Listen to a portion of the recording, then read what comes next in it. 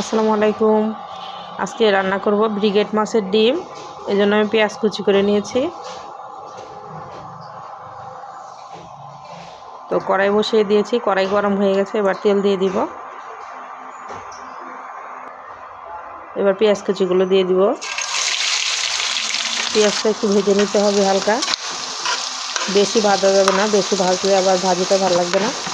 কারণ এখানে আলু অ্যাড করিনি। হলুদ, মরিচ, লবণ আর ধনিয়ার গুঁড়া দিয়ে পেঁয়াজটা ভেজে নিব হালকা।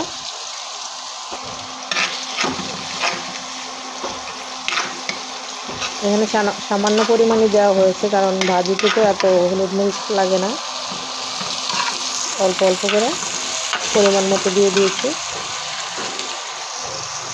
এবার হালকা ভেজে এবার ডিমটা দিয়ে দিলাম। ডিমটা একটু কেটে কেটে নিলে ভালো হয় আর কি, ভাজতে সহজ হয়, নয়তো গলা পেকে যায়। এবার আমি ডিমটা দিয়ে একটু ভেজে নিচ্ছি। যেহেতু মাছের ডিম ভাজি, তাই একটু তেল একটু বেশি লাগে। এবার কাঁচামরিচ ফালিগুলো দিয়ে দিলাম।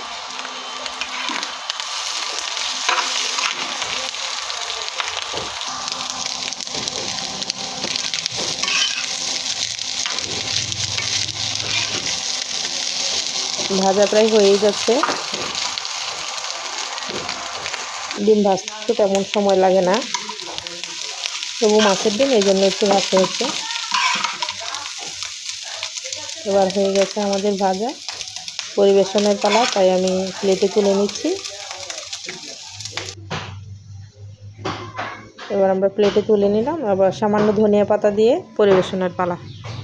তো কেমন হলো ডিম ভাজিটা? যারা রান্না করতে পারেন না, রান্নায় নতুন, তারা কিন্তু আমার এই রেসিপিগুলো ফলো করতে পারেন, তাহলে অনেকটাই আপনাদের উপকারে আসবে। আর যারা প্রবাসী রান্না করে খেতে হয়, তারাও এগুলো ট্রাই করতে পারেন। আল্লাহ হাফেজ।